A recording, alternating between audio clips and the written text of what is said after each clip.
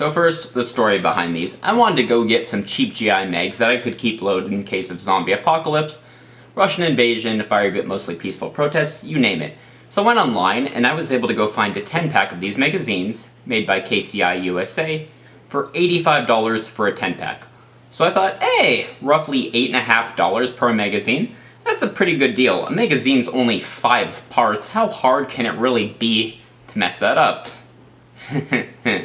So I got them in the mail, and when I inspected them, something I noticed is, despite being made by KCI USA, if you look at the base plate here, if you can get that on camera, it says Kyung Chang, some sort of a number, don't know if it's a serial or patent, then made in Korea. So despite being made by KCI USA, these magazines are made in Korea. So are they really made by KCI USA? I don't know.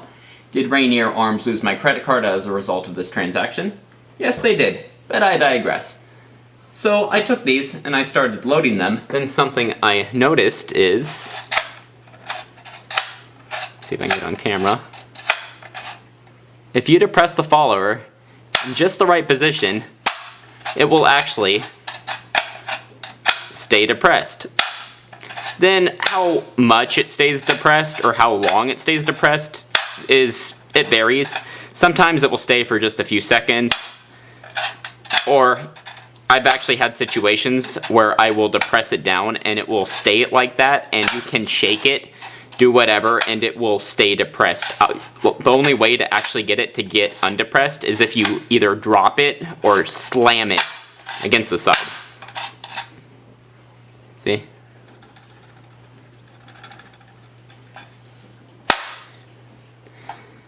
So, you might say, hey, don't all GI mags do that? Well, I have a different magazine here by Palmetto State Armory, which is a company that you 100% should support. And no matter what you do to this thing, that spring tension is excellent and it will pop back up. But that's not all. It gets better. So I got some 223 ammo here. Speaking of Russia. And we'll go ahead and load some of this up.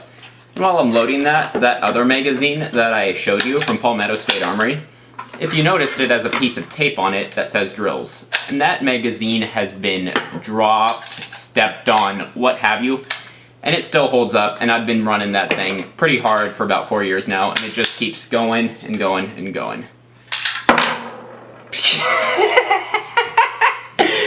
There you go, ladies and gentlemen. You see that?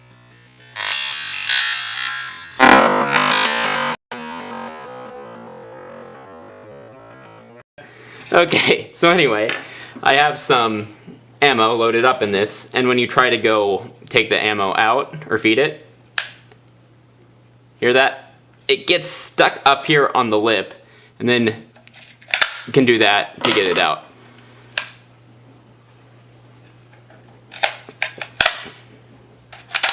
Last round works though. So, try to feed the ammo. Oh, and then another thing, you can see there, the tip of the actual bullet of the round will actually get stuck on the lips. But we got ammo here, trying to feed it. Stuck. So when I was unloading these, what I actually had to do is I actually had to use a pen to depress the round before the one I wanted to unload, then pull it out.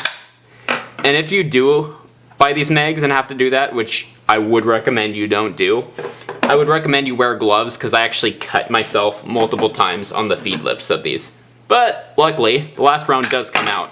So I mean, would I recommend these magazines? No, not really. However, if you want to get really good at clearing malfunctions, then hey, maybe these magazines would be a good investment for you.